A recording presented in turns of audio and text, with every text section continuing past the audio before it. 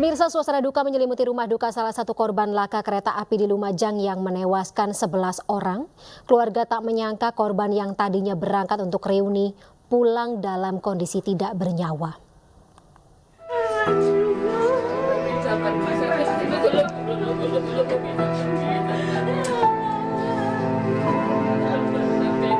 Isak tangis terjadi saat jenazah Sumarti tiba di rumah duka. Sumarti yang merupakan warga Jalan Pakis Tirtosari, Surabaya, menjadi salah satu korban kecelakaan kereta api di kota Lumajang. Saat itu korban bersama rombongan pulang dari acara reuni sekolah. Camat Pakis Surabaya mengatakan ada 3 warganya yang menjadi korban kecelakaan kereta api. 2 orang meninggal dunia dan 1 mengalami luka berat. Ada 2 orang meninggal dunia, 1 orang luka berat, masih dirawat di rumah sakit Lumajang. Yang 1 yang bersama Pak Edi, jenazahnya masih perjalanan menuju ke Surabaya. Tadi jam 8 baru berangkat dari rumah sakit. Yang Bu Sumarti barusan saja tadi sudah datang, jenazahnya sekarang di rumah duka dibawa sama ambulan dari dinas sosial.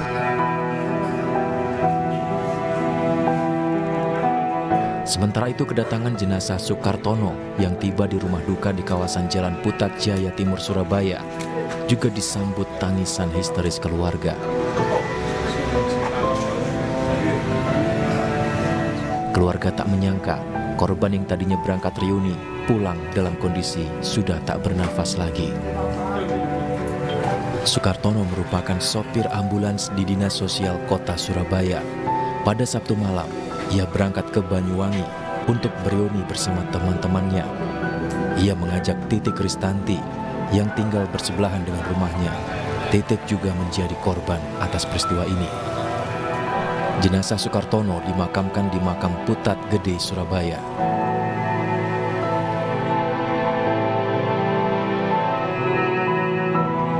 Seperti diberitakan sebelumnya, rombongan sebanyak 15 orang melakukan reuni terlibat kecelakaan di sebuah perlintasan kereta di kota Lumajang, Jawa Timur.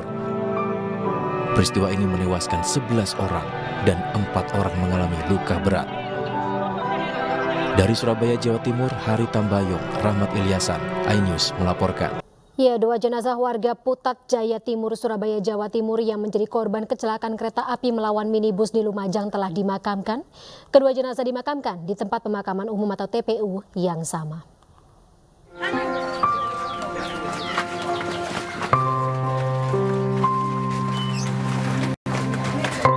Keluarga dan kerabat mengiringi jenazah Titik Kristianti ke tempat peristirahatan terakhirnya di tempat pemakaman umum kawasan Jarak Putat Jaya, Surabaya. Sementara jenazah Sukarnoto diberangkatkan oleh Kepala Dinas Sosial Kota Surabaya, Ana Fajriati, karena korban merupakan sopir ambulan dinas sosial, namun bukan termasuk pegawai aparatur sipil negara atau masih berstatus outsourcing yang sudah bekerja selama 10 tahun di Dinsos Surabaya. Kedua jenazah korban dimakamkan di tempat yang sama. Pihak keluarga pun berusaha ikhlas atas kepergian kedua korban. Betul bahwa Pak Sukarnoto adalah salah satu korban yang meninggal dunia pada kecelakaan kemarin di Lumajang. Beliau memang sehari-hari sebagai salah satu driver ambulan yang ada di dinas sosial. Hari ini ada 11, nah hari ini tadi sudah ada diberangkatkan, kalau kebetulan ini di Sawahan, jadi ada 5, insya Allah ini sudah sudah mulai dimakamkan sesuai dengan keinginan keluarga, seperti itu. Dan nanti pemerintah Kota Surabaya akan melakukan outreach lebih dalam terkait dengan keluarga dari masing-masing korban yang meninggal dunia. Sebelumnya 2 korban kecelakaan maut antara kereta api Probowangi dan mikrobus di Lumajang, Jawa Timur menewaskan 11 orang dan sebagian besar warga Surabaya yang hendak berangkat reuni ke Banyuwangi. Dari Surabaya, Jawa Timur, Rahmat Ilyasan, iNews melaporkan.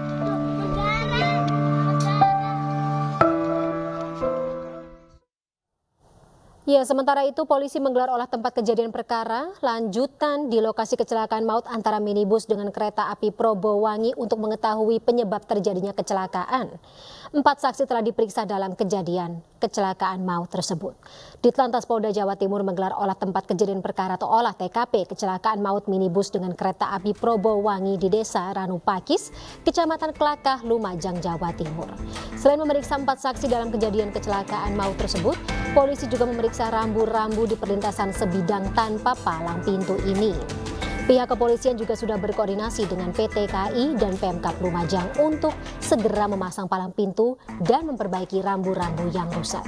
Sementara itu, PT Kereta Api Indonesia menyesalkan dan turut berduka atas insiden kecelakaan maut yang mengakibatkan 11 orang meninggal dunia.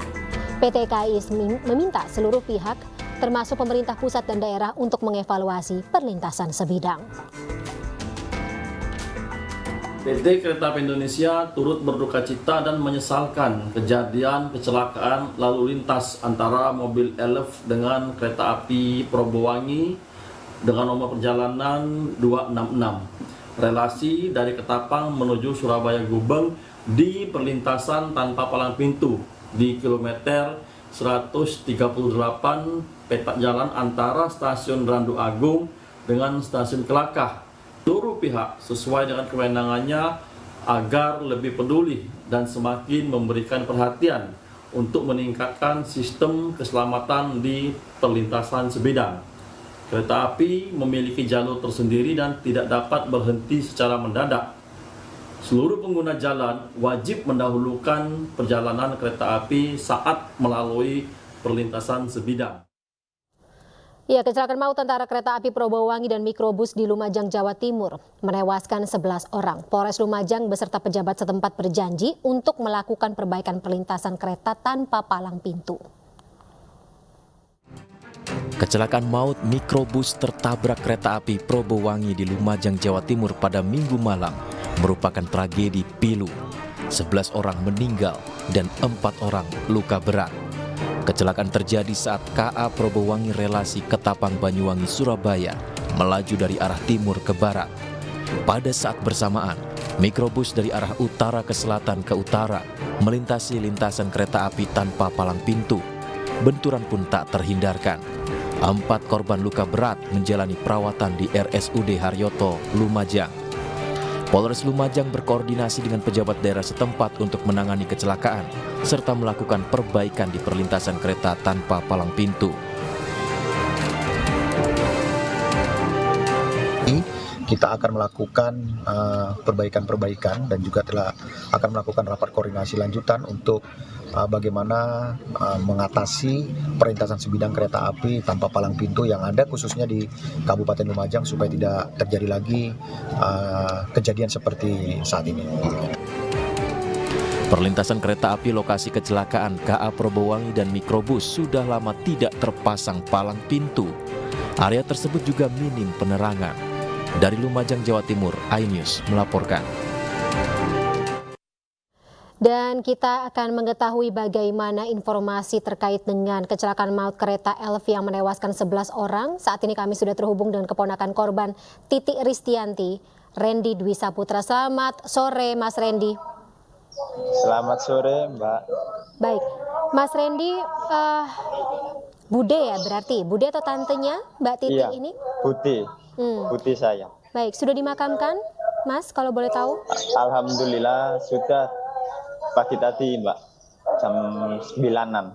Baik, saya mungkin akan bertanya sedikit yang bisa ya di tengah suasana duka seperti ini, Mas Randy ya. Tapi mungkin bisa ada informasi terkait dengan keberangkatan Tante Bude ya, tadi budenya Mas Randy Iya. dalam mobil Elf tersebut. Iya. Dalam waktu berangkatan bude saya itu hari Sabtu malam kira-kira jam 10-an lebihan. Itu saya tahu pas berangkatnya itu. Kalau waktu saya mengantarkan itu enggak tahu kalau di depan itu mobilnya itu apa itu saya tidak tahu, tidak mengetahui mobilnya. Yang nyetir siapa Mas Randy saat itu? Kalau posisi yang supirnya itu yang saya tahu itu temannya Budi. Oke. Satu teman SMA gitu. Satu teman SMA dan Iya. Mas Randy sendiri juga tahu budenya Mas Randy, Mbak Titi Ristianti ini akan pergi reuni. Ya, sebelumnya beberapa hari yang lalu itu Mbak, itu udah ada informasi dari Budi saya sendiri. Oke. Kalau mau perjalanan ke Banyuwangi itu. Reuninya Tapi ke Banyuwangi. kalau tujuannya itu saya itu belum tahu kemananya itu. Baik, tapi reuninya di Banyuwangi, gitu ya Iya, Mas? bener. Oke, Mas Randy dan keluarga tahu kabar mengenai kecelakaannya dari mana dan kapan? Waktu kejadian itu saya tuh dapat informasi dari Mbak kalau ada mobil kecelakaan di Lumajang. Nah, Mbak itu dapat informasi dari temennya Budi ini yang meninggal satu kampung sini, Mbak. Nah, waktu itu istrinya Mas yang kerja di Dinsos itu didatangi sama istrinya si supir. Kalau dapat kabar suaminya itu kecelakaan. Oke juga, berada di mobil yang Iya. sama dengan budenya Mas Randy gitu ya? Iya, satu mobil. Oke, saat itu Mas Randy dan keluarga apa yang dilakukan? Ya, nunggu dari informasi aja, Mbak. Dapat informasi bude Mas Randy dibawa ke rumah sakit mana? RSUD Haryoto Lumajang. Oke, saat itu dikabarkan bude Mas Randy meninggal di tempat atau di rumah sakit? Saya waktu ke sana, waktu jemput tadi malam Minggu jam 12:30 dini hari itu saya berangkat Mbak ke Lumajang. Nah, waktu di sana itu saya itu diberitahu sama pihak rumah sakit sama pihak kepolisian. Kalau budi saya itu meninggal tuh di tempat.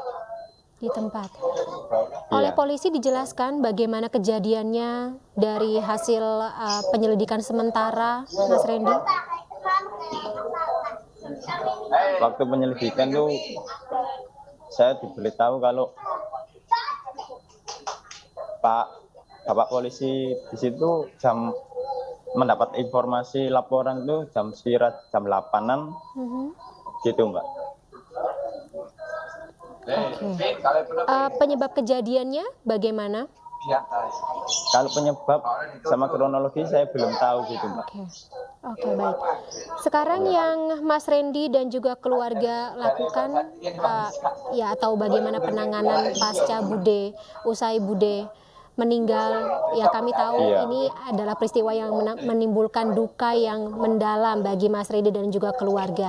Tapi Iya. ada mungkin pesan atau sesuatu yang masih ingin Bude lakukan dan sekarang Mas Randy dan juga keluarga mungkin membawa pesan tersebut.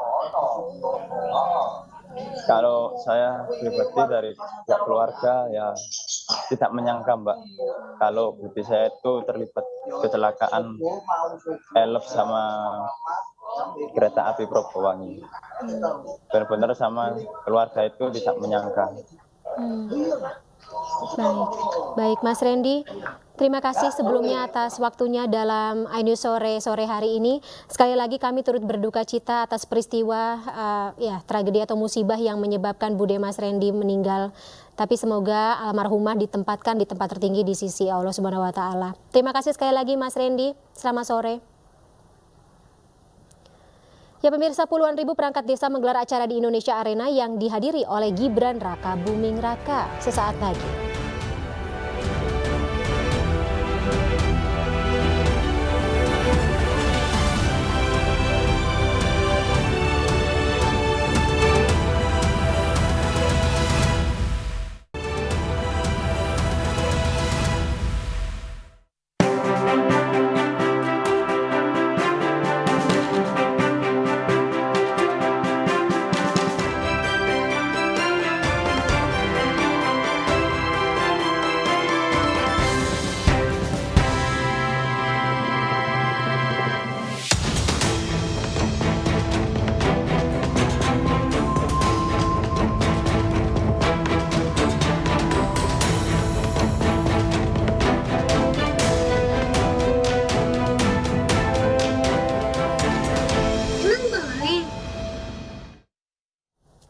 Ya pemirsa, puluhan ribu perangkat desa menggelar acara di Indonesia Arena yang dihadiri oleh Gibran Rakabuming Raka. Kehadiran Gibran ini diduga menjadi bagian dukungan aparat desa ke salah satu pasangan calon.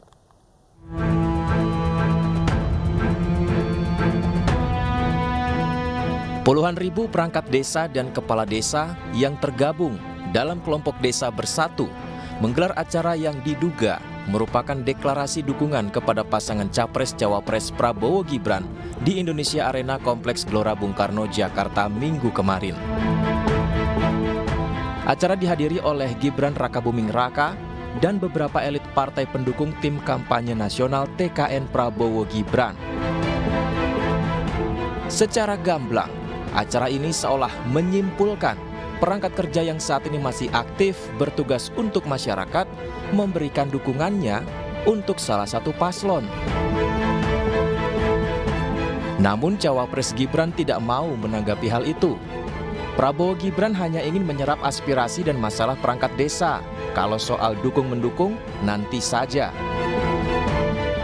Kalau masalah dukung itu nanti saja. Kita carikan solusi terbaik dulu ya. Kita serap dulu apa saja permasalahannya. Kalau dukung-mendukung nanti ntar saja sambil jalan.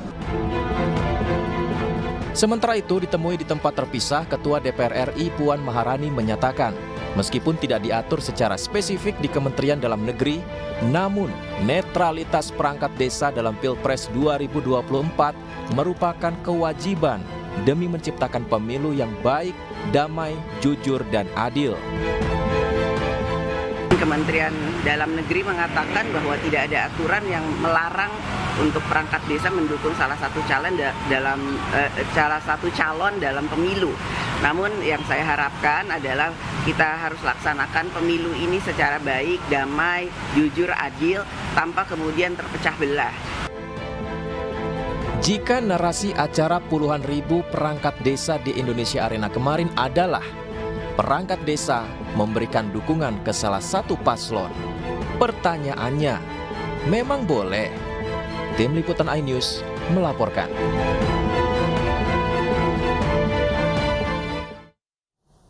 Pemirsa, berikutnya kita akan saksikan konferensi pers dari Tim Pemenangan Nasional atau TPN Ganjar Pranowo dan Mahfud MD, di mana saat ini mereka melaksanakan konferensi pers terkait dengan mobilisasi perangkat desa untuk pemilu di Jalan Cemara, Jakarta. Agar pemilu ini jujur dan adil. Kenapa? Karena pemilu yang jujur adil ini sangat penting. Sehingga di Undang-Undang Nomor 7 Tahun 2017 itu semuanya ada koridor yang boleh dan tidak boleh. Nah makanya yang kemudian menjadi cukup mengagetkan buat saya adalah ketika sampai saat ini saya belum mendengar ya pendapat Bawaslu ataupun apa yang disampaikan Badan Pengawas Pemilu. Karena seharusnya itu sudah ada. Ketika sebuah peristiwa terjadi, maka publik harus mengetahui. Kami sebagai pemantau pemilu perlu mengetahui apakah kegiatan demikian dibolehkan di dalam tahapan pemilu.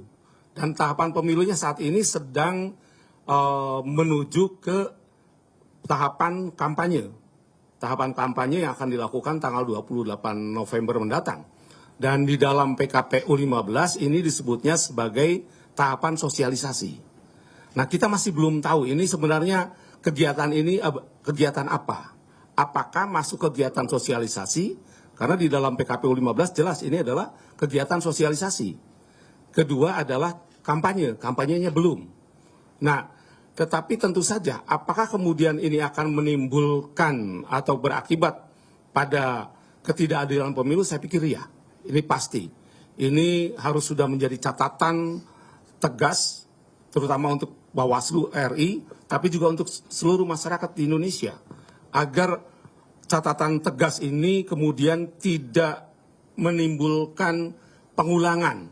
Sebenarnya sudah banyak praktek lainnya, tetapi saya pikir kita fokus di situ bahwa ada ribuan, kalau saya di media membaca ribuan kepala desa yang berkumpul dan kemudian membuat pernyataan dukungan. Saya pikir ini sudah masuk pada ruang yang sebenarnya bukan sekedar berkumpul biasa. Dan kalau sosialisasi oleh siapa yang penyelenggaranya dan seterusnya. Bawaslu harus turun tangan, dan kemudian dengan tegas menyatakan apakah ini bagian daripada sosialisasi, apakah ini bagian dari kampanye, atau mungkin justru pelanggaran dari Undang-Undang Nomor 7 Tahun 2017, begitu. Oke, baik, Bang Roni, tadi saya sempat menginterview sebentar ketum dari Abdesi sendiri dan menyampaikan bahwa ini sebetulnya hanyalah silaturahmi nasional. Namun yang menjadi pertanyaannya saat itu adalah kalau ini memang silaturahmi nasional tahunan, kenapa hanya dilakukan kepada salah satu pasangan calon? Bagaimana Bang Roni kalau melihat hal ini, Bang?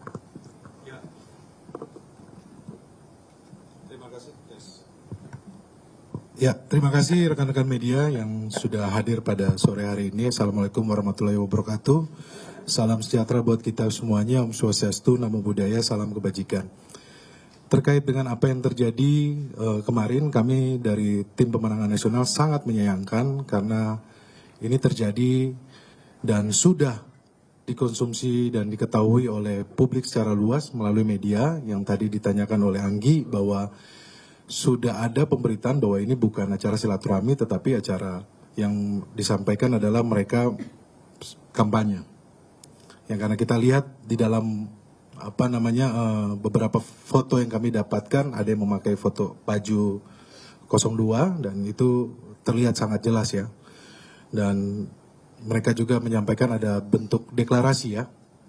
Nah, pertama kami dari TPN ingin menyampaikan bahwa kepada seluruh pihak kita ingatkan kembali agar kembali netral dalam pemilu kali ini, terkhusus untuk ASN, kepala desa hingga perangkat desa dan pejabat sudah diatur dalam Undang-Undang Pemilu khususnya pada pasal 280. Khusus ASN ada dua aturan yang menegaskan netralitas, yakni Undang-Undang ASN dan Undang-Undang Pemilu. Sanksinya pun tegas terhadap ASN yang terbukti tidak netral mulai dari ringan, sedang, berat, hingga pidana. Yang kedua, terkait ribuan perangkat desa dan kepala desa yang tergabung dalam Desa Bersatu menggelar acara deklarasi dukungan kepada paslon nomor urut 2, Prabowo Subianto dan Gibran Rakabuming, seharusnya menjadi perhatian dari pengawas pemilu. Dukungan perangkat desa itu jelas-jelas melanggar Undang-Undang Pemilu, khususnya pasal 280 dan pasal 282.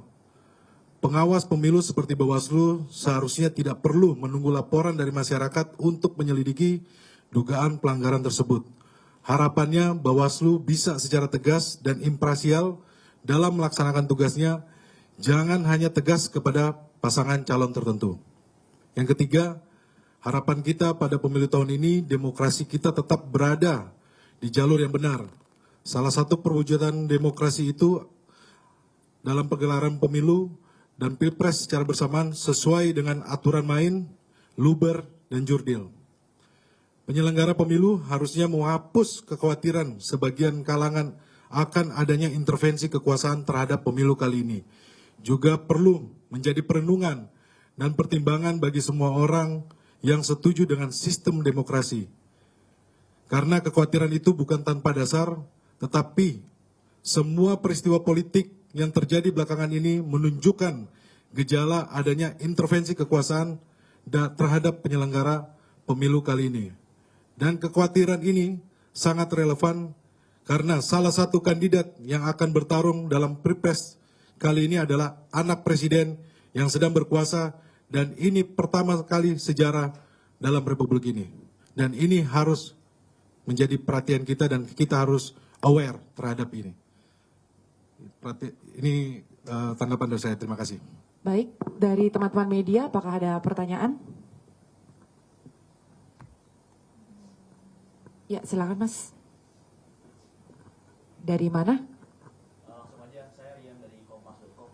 Ini kan terkait dengan mobilisasi aparat desa ya. Ini kan kemarin apakah berkaitan juga dengan pernyataan Mas Hasto yang mengatakan bahwa merasa pihak pendukung Mas Ganjar dan Pak Mahfud ini mendapatkan tekanan gitu. Apakah ini juga bagian dari bentuk? Kita beralih ke informasi lainnya pemirsa, di mana calon Presiden Ganjar Pranowo disambut relawan dan masyarakat saat berkunjung ke Sorong, Papua. Kunjungan tersebut sekaligus melihat kondisi rumah milik warga Kokoda di kilometer 8 kota Sorong, Papua Barat Daya.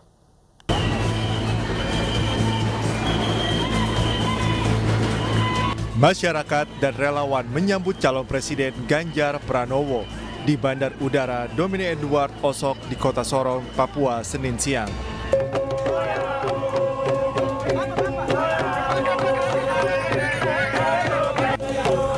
Diiringi dengan tarian penyambutan disertai seni tambur suling tambur, Ganjar disematkan mahkota khas Papua.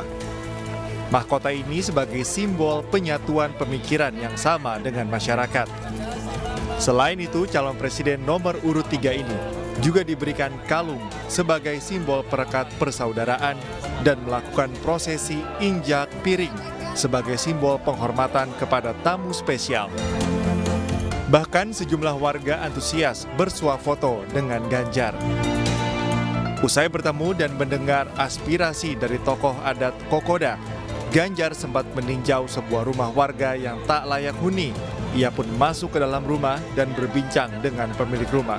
Sekali mendapatkan dukungan luar biasa dari masyarakat Kokoda. Ini ada di Sorong dan kami tadi mendapatkan banyak masukan.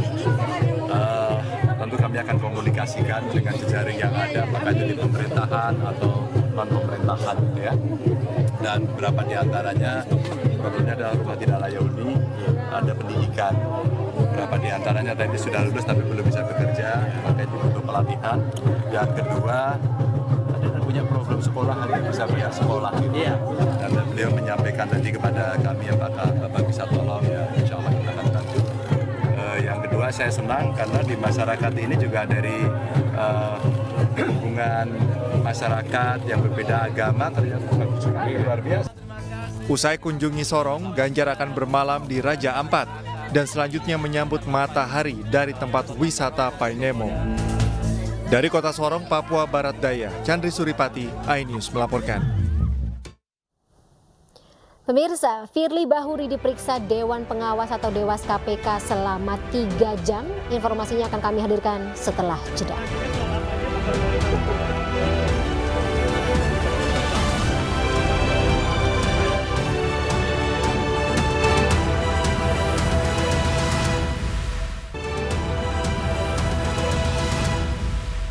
Sementara itu, ratusan wanita lintas agama menggelar aksi bela Palestina di depan kantor Kedutaan Besar Amerika Serikat di Gambir, Jakarta Pusat.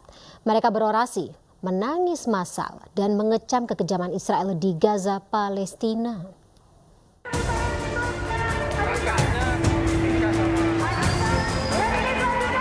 Sambil membawa beragam atribut bernuansa Palestina, ratusan wanita lintas agama dari berbagai daerah menggelar aksi unjuk rasa di depan Kedutaan Besar Amerika Serikat di Jalan Medan Merdeka Selatan, Gambir, Jakarta Pusat.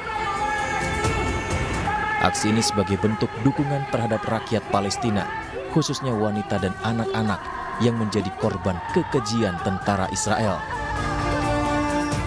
Tak hanya berorasi mengutuk kekejaman Zionis Israel, massa juga menggelar aksi teatrikal hingga menangis massal saat berdoa bersama.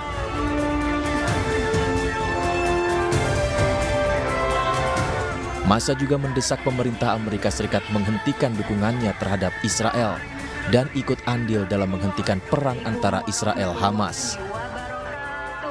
Saya dari organisasi NGO perempuan dan anak-anak mengajak, mungkin ini satu-satunya baru di dunia ya, bahwa kita mengadakan aksi demo untuk mempersatukan perempuan di dunia. Ayo kita maju, mulai untuk jangan diam saja, kita lakukan demo terus-menerus, jangan putus asa. Insya Allah diijabah sama Allah, insya Allah dengan kekuatan kesatuan di dunia, perempuan-perempuan di dunia khususnya ya, dari sisi kemanusiaan. Massa menyerukan kepada wanita di seluruh dunia untuk sama-sama mendesak agar jalur Gaza yang diblokade tentara Israel segera dibuka. Dari Jakarta, Rani Sanjaya, iNews melaporkan. Ya pemirsa, tetaplah bersama kami. iNews Sore masih akan kembali usai kumandang azan maghrib untuk wilayah DKI Jakarta dan sekitarnya. Terima kasih pemirsa Anda masih bersama kami. Ketua Komisi Pemberantasan Korupsi atau KPK Firly Bahuri diperiksa oleh Dewan Pengawas KPK atas kasus dugaan pelanggaran etik terkait pertemuannya dengan mantan Menteri Pertanian Syahrul Yassin Limpo. Firly diperiksa selama 3 jam sejak kedatangannya di gedung Dewas KPK pukul 10 pagi hari ini. Firly irit bicara terkait substansi pemeriksaannya oleh Dewas KPK. Ia hanya menyampaikan telah menyerahkan sepenuhnya semua hal terkait pertemuannya dengan Syahrul Yassin Limpo. Seputar laporan yang diterima oleh Dewan, saya menyampaikan apa yang dinyatakan oleh Dewan Pengawas.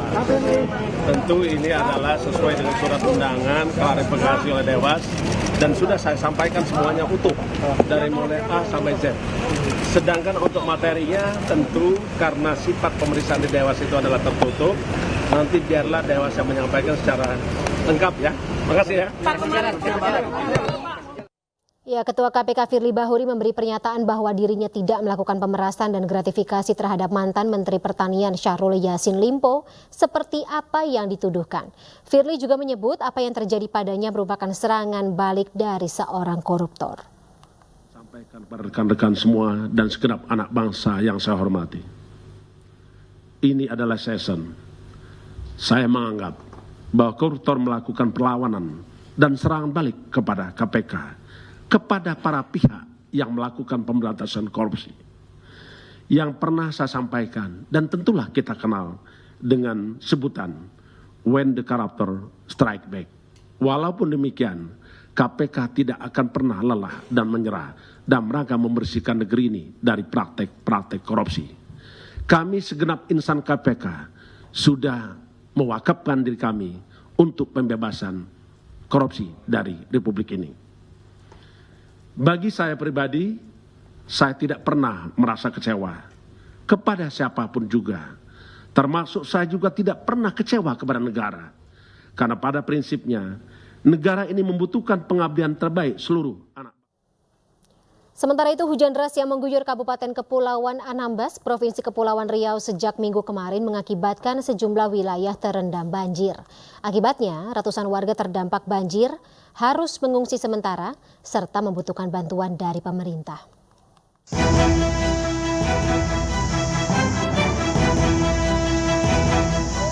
Banjir di Kabupaten Kepulauan Anambas, Provinsi Kepulauan Riau ini terjadi sejak Minggu 19 November 2023.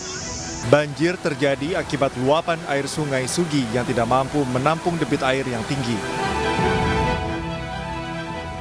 Kondisi permukiman warga yang berada di bantaran sungai juga menjadi faktor penyebab banjir. Akibatnya 7 titik kecamatan Siantan, Kepulauan Anambas ikut terendam banjir. Selain itu, air juga merendam kantor Polsek Siantan dan asrama polisi. Diperkirakan lebih dari 500 jiwa mengungsi di rumah saudara atau kerabat mereka. Meski tidak ada korban jiwa, namun kerugian hingga miliaran rupiah dialami warga akibat terkena banjir. Air kurang lebih sepinggang orang dewasa karena hujan, debit air yang cukup tinggi, karena tumpahan dari air atas kurang lebih 3 jam kita diguyur hujan sehingga mengakibatkan polsek kita terendam air. Para warga meminta bantuan kepada pemerintah atas bencana banjir yang melanda Kabupaten Kepulauan Anambas. Hingga kini para warga mengaku belum menerima bantuan. Dari Kepulauan Anambas, Kepulauan Riau, Alfi Al-Rashid, iNews melaporkan.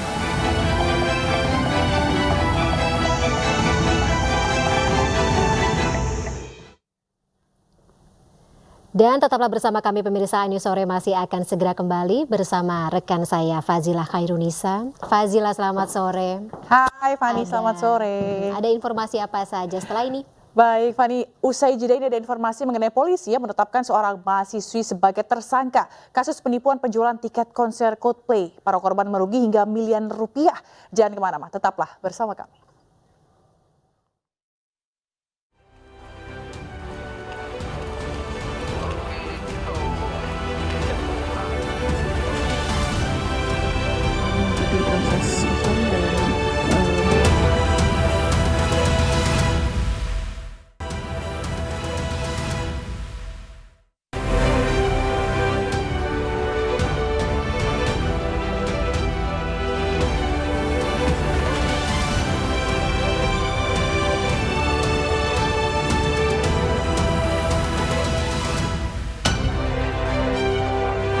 Kapal muatan pupuk dan sembako terbakar di dermaga perairan Kumai, Kota Waringin Barat, Kalimantan Tengah.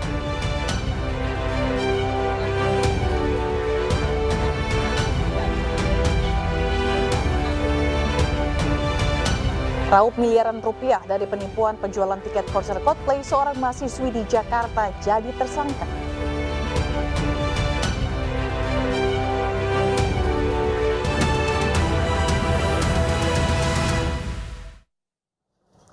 Halo, selamat malam pemirsa, demikian tadi berita pilihan ID sore, kali ini bersama saya Fazilah Kaironisa. Pemirsa, polisi telah menetapkan seorang mahasiswi berusia 19 tahun sebagai tersangka kasus penipuan penjualan tiket Coldplay. Tak tanggung-tanggung, total kerugian yang dialami 5 orang reseller sebanyak 2.261 tiket atau sebesar 5,1 miliar rupiah.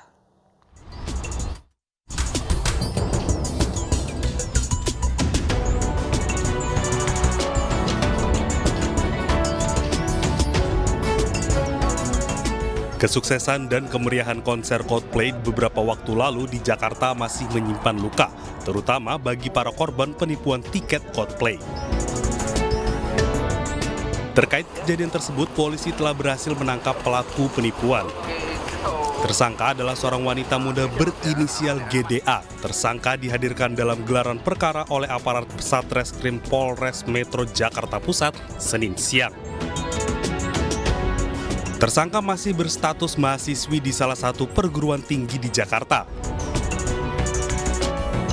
Menurut Kapolres Metro Jakarta Pusat, Kombes Pol Susatyo Purnomo Condro, modus yang dilakukan tersangka yakni mengiming-imingi para preseller untuk memudahkan mendapat tiket konser Coldplay.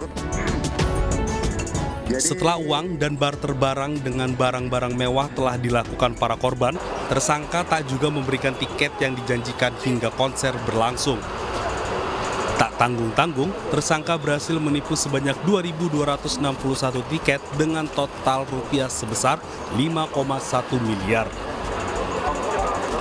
Total adalah 5,1 miliar rupiah atau 2.268 tiket. Pasal 378 tentang penipuan dan atau 372 tentang penggelapan dengan ancaman hukuman masing-masing pasal adalah 4 tahun. Tersangka pun mengakui kesalahannya dan siap menjalani proses hukum dengan jerat pidana penjara. Saya mengakui kesalahan saya dan saya akan mengikuti proses hukum dan kasus ini sudah saya serahkan ke pihak kepolisian. Dari tangan tersangka, polisi berhasil mengamankan sejumlah barang mewah milik korban seperti tas, sepatu, dan sendal dengan merek ternama. Dari Jakarta Pusat, Traniston Sanjaya, iNews melaporkan. Dari informasi lainnya, pemirsa, suasana duka menyelimuti rumah salah satu korban kecelakaan di Lumajang yang menewaskan 11 orang. Keluarga tak menyangka korban yang tadinya berangkat untuk reuni pulang dalam kondisi tak bernyawa.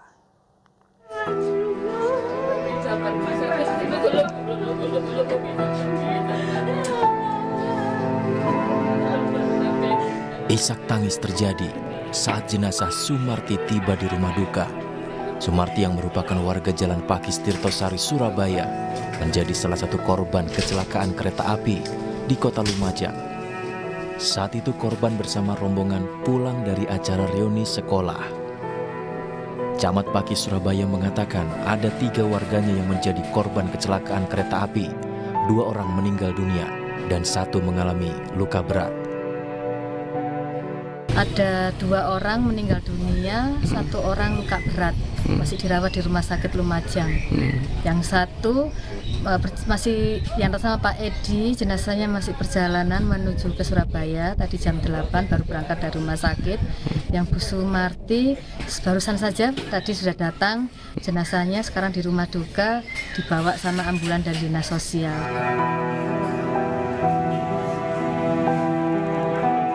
Sementara itu kedatangan jenazah Sukartono yang tiba di rumah duka di kawasan Jalan Putat Jaya Timur Surabaya juga disambut tangisan histeris keluarga.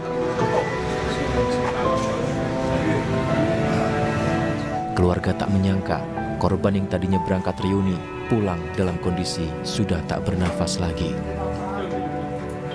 Sukartono merupakan sopir ambulans di Dinas Sosial Kota Surabaya. Pada Sabtu malam, ia berangkat ke Banyuwangi untuk bereuni bersama teman-temannya. Ia mengajak Titik Kristanti yang tinggal bersebelahan dengan rumahnya. Titik juga menjadi korban atas peristiwa ini. Jenazah Sukartono dimakamkan di Makam Putat Gede, Surabaya.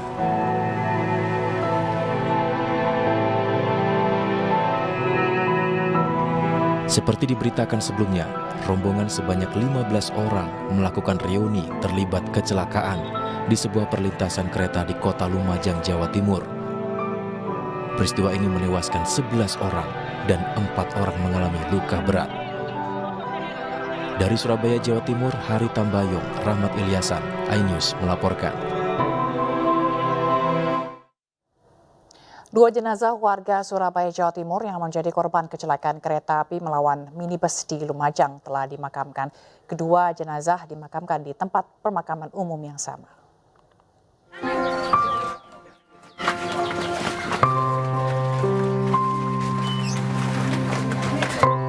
Keluarga dan kerabat mengiringi jenazah Titik Kristianti ke tempat peristirahatan terakhirnya di tempat pemakaman umum kawasan Jarak Putat Jaya, Surabaya.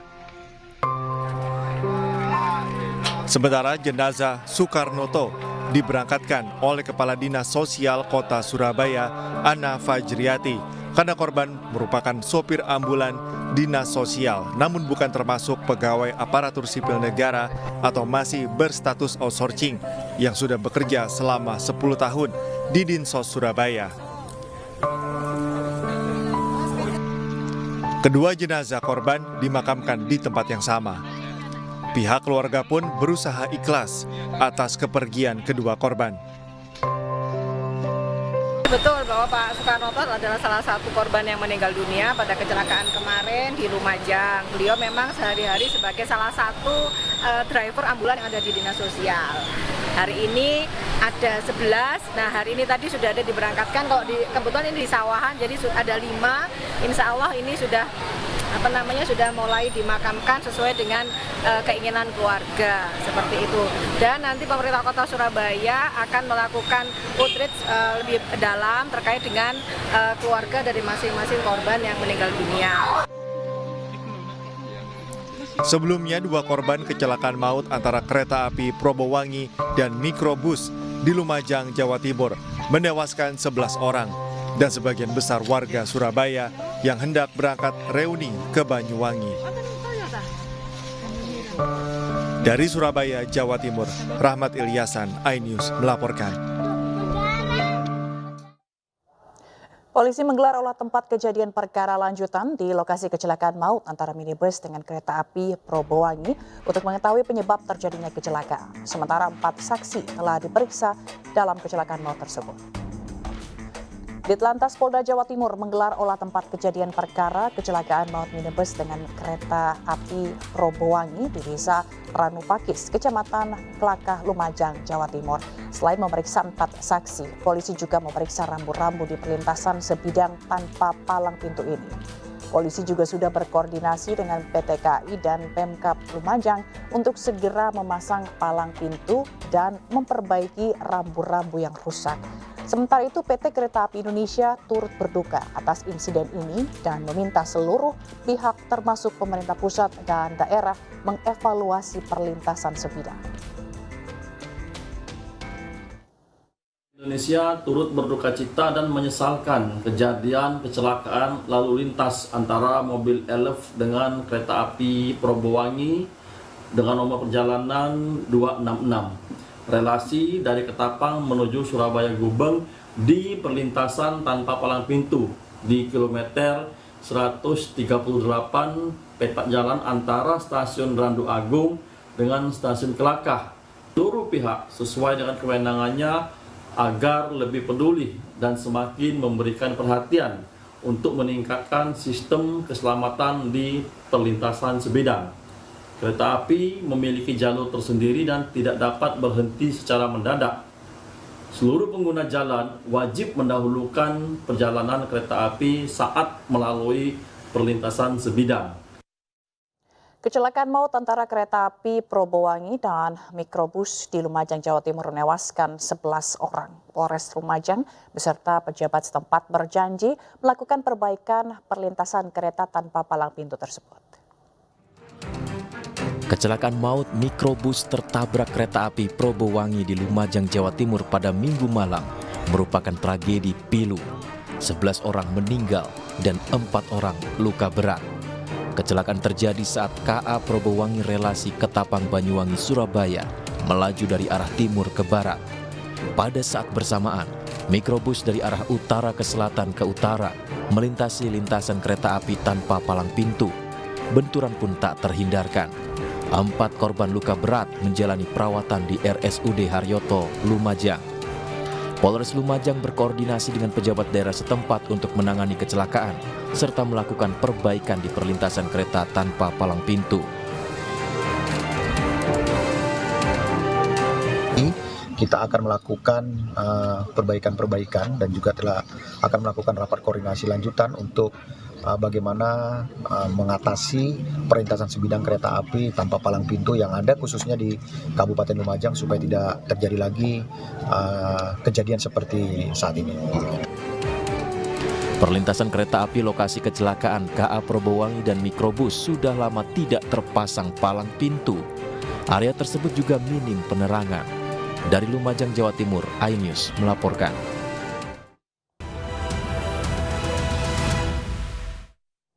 Kembali bersama iNews Sore, pemirsa. Panglima TNI Laksamana Yudo Margono menekankan prajurit TNI akan menjaga netralitas dalam pemilu 2024. Laksamana Yudo Margono menyampaikan bahwasanya TNI memiliki birokrasi tersendiri yang mengharuskan prajurit bersikap netral dalam pemilu 2024. Panglima TNI Laksamana Yudo Margono juga tak menampik jika nantinya ada panggilan dari Panja Netralitas TNI, pihaknya siap memenuhi panggilan tersebut. Kita sampaikan juga pada seluruh prajurit di jajaran untuk netral, sehingga kita tidak merasakan itu. Nah, makanya sekarang ini ya, untuk mengantisipasi dari awal kita sudah berkomitmen untuk TNI netral dan netral, bahkan untuk memberikan kepercayaan pada masyarakat, di mana masyarakat sudah juga percaya dengan memberi kepercayaan yang kami pun juga sepakat ya untuk memberi kepercayaan pada masyarakat tentang TNI bahwa kami ini netral. Sampai saya berikan saya dirikan posko-posko di semua TNI supaya juga saling mengawasi. TNI juga mengawasi bawahannya, atasan mengawasi bawahannya, atasan juga masih diawasi oleh POM TNI, dan masyarakat ikut mengawasi. Apabila ada hal yang melihat ketidaknetralan TNI, masyarakat bisa melaporkan. Partai Perindo di berbagai daerah terus merapatkan barisan guna meraih kemenangan pada pemilu 2024 mendatang. Konsolidasi antar caleg dan tebu kader digelar dalam menyelaraskan dan menyatukan tujuan serta strategi.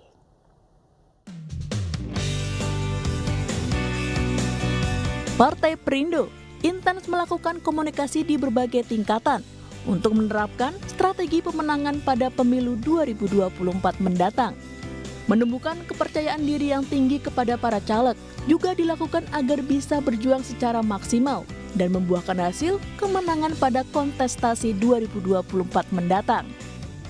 Berkonsolidasi, bersinergi, bersatu, berjuang ya, untuk meraih kemenangan di pemilu 2024. Mulai dari caleg DPR, DPRD provinsi dan DPRD kabupaten maupun pengurus DPW, DPP hingga DPD.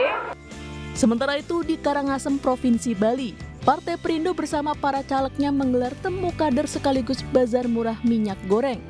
Minyak goreng dengan harga murah disediakan untuk membantu meringankan beban ekonomi warga di saat harga kebutuhan melambung. Temu kader dengan warga di Sideman untuk sekaligus memberikan minyak goreng dengan harga murah 10.000 per 1 liter. Ya, alhamdulillah sangat membantu untuk bisa masak, jadinya lebih murah, kan harganya lumayan. Berapa itu Bu per liter? Kan harganya 17, lumayan sekarang kita beli 10.000 di sini untuk membantu jadinya perekonomian. Solidaritas dan perjuangan mensejahterakan rakyat Indonesia menjadi komitmen Partai Perindo yang optimis mengantar kemenangan pasangan Capres dan Cawapres Ganjar Mahfud pada Pilpres 2024 mendatang. Tim Liputan iNews melaporkan.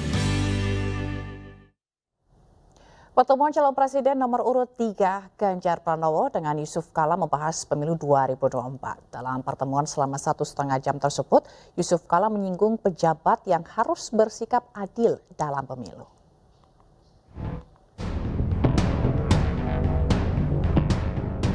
Calon Presiden nomor urut 3, Ganjar Pranowo, bertemu dengan Wakil Presiden ke-10 dan ke-12 RI Yusuf Kala.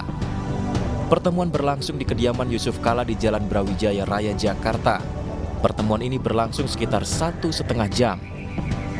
Ganjar didampingi Ketua Umum Partai Perindo Haritanu Sudibyo dan Ketua Tim Pemenangan Ganjar Mahfud Arsyad Rashid.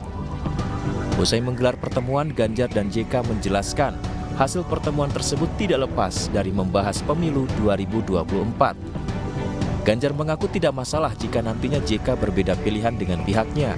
Namun Capres Partai Perindo ini mengajak semua pihak menjaga persatuan di tahun politik.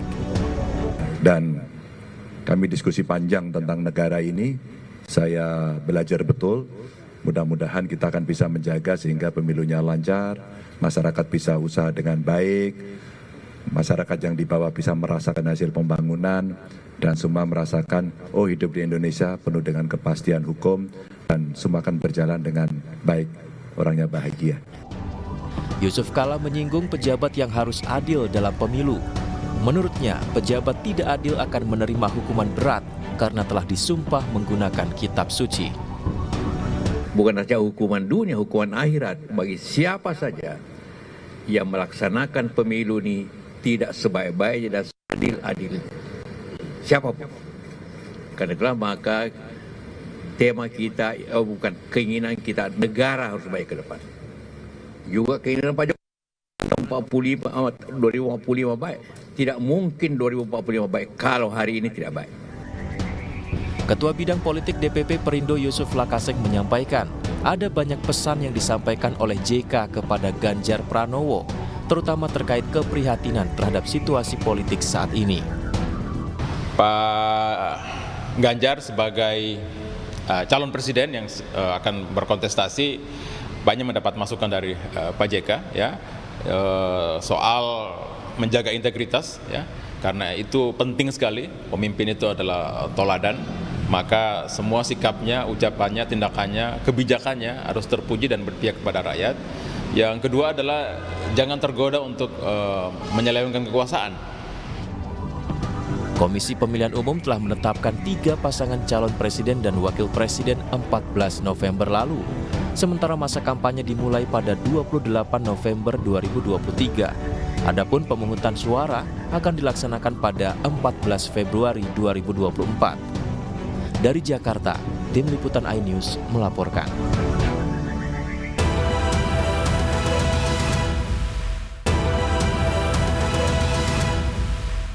Presiden Joko Widodo menyatakan Indonesia akan terus bersama dukung perjuangan bangsa Palestina. Selain memberi bantuan kemanusiaan, Indonesia akan terus beri dukungan politik bagi Palestina.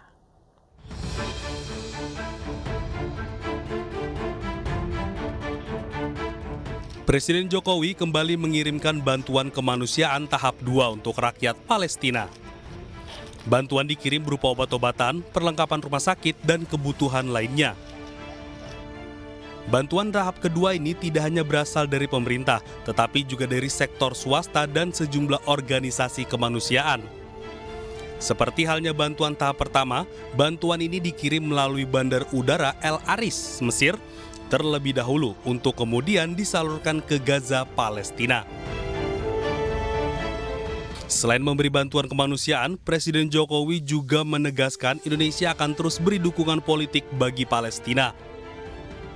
Selain bantuan kemanusiaan, Indonesia juga akan terus memberikan dukungan politik bagi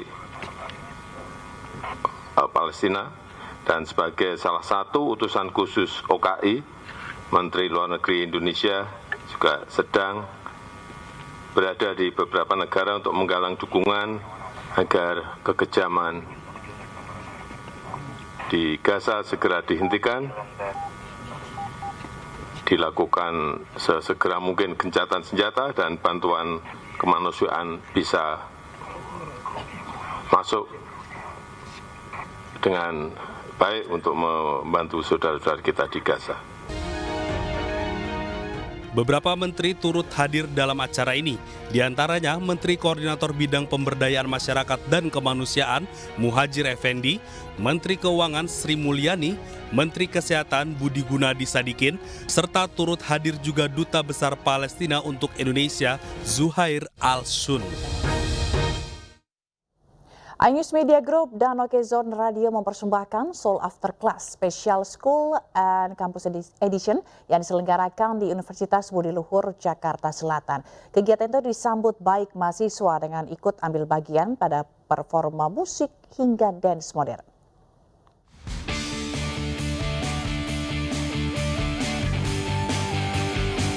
Acara Sound of Love After Class merupakan program iNews Media bersama Okezone Radio dengan mengunjungi sekolah hingga kampus di Jabodetabek. Dalam kunjungannya di Universitas Budi Luhur, Jakarta Selatan, Sound of Love After Class bersama Yamaha hadir dengan menampilkan sejumlah musisi yang menginspirasi.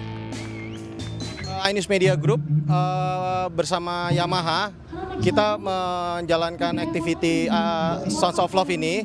Kita menghadirkan beberapa artis, ada Lala Huta dan Dere, untuk menghadirkan di event ini. Jadi kita juga kasih memperlihatkan kepada mahasiswa-mahasiswi di sini, kita kasih lihat kreativitas dalam bentuk event musik, di mana mereka juga mungkin bisa belajar membuat suatu event yang cukup positif buat para mahasiswa itu sendiri.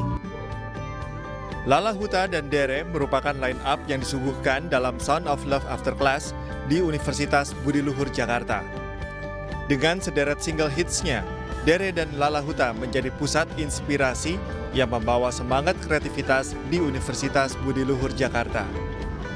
Kami mengharapkan mahasiswa-mahasiswa terinspirasi dengan adanya artis-artis yang diundang ke kampus Budi Luhur. Acaranya seru banget, asik banget, karena nanti akan ada performance juga dari Lala Huta dan juga Dere tentunya, dan ada komunitas dari mahasiswa-mahasiswa Budi Luhur.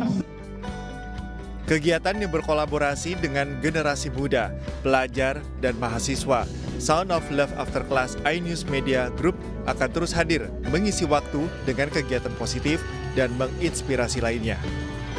Dari Jakarta, Widya Bayu Jati, iNews melaporkan. Pemirsa, jangan kemana-mana, iNews sore akan kembali usai jeda berikut ini.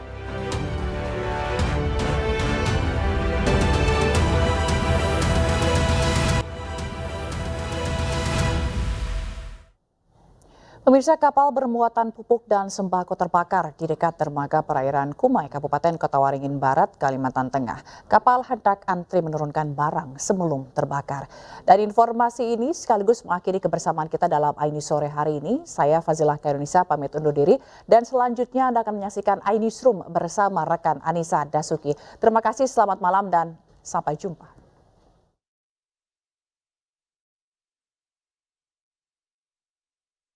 Lagi di kapal, mana ada uangnya? Ada yang bagian tadi. Inilah video amatir saat detik-detik kapal motor Cahaya Mulia 2 terbakar di perairan Kumai, Kabupaten Kota Waringin Barat. Kabid Pemadaman, Penyelamatan, dan Sarana Prasarana menyebutkan bahwa kapal tersebut bermuatan pupuk sembako dan perabot rumah tangga. Mako Damkar meluncurkan 1 unit mobil pemadam kebakaran bersama 3 orang personil damkar ke tempat kejadian perkara. Saat tiba di lokasi, kapal terbakar ternyata sudah bergeser ke arah seberang dari titik awal lokasi kebakaran karena terbawa arus dan diarahkan oleh kapal tugboat yang ada di sekitaran pelabuhan Panglima Utar Kumai. Kapal ini menunggu antrian, jadi sudah terhitung dengan hari ini sudah 2 hari sandar. Antrian bongkar ya? Oh, okay. Menunggu antrian untuk bongkar. Dan menurut keterangan saksi dan korban di lapangan, dalam hal ini nahkoda kapal KM Cahaya Mulia 2, pada saat terjadi kebakaran tidak ada orang yang ada di kapal. Tapi saksi mata yang di sekitar kapal yang terbakar ini mengungkapkan sempat terdengar adanya ledakan.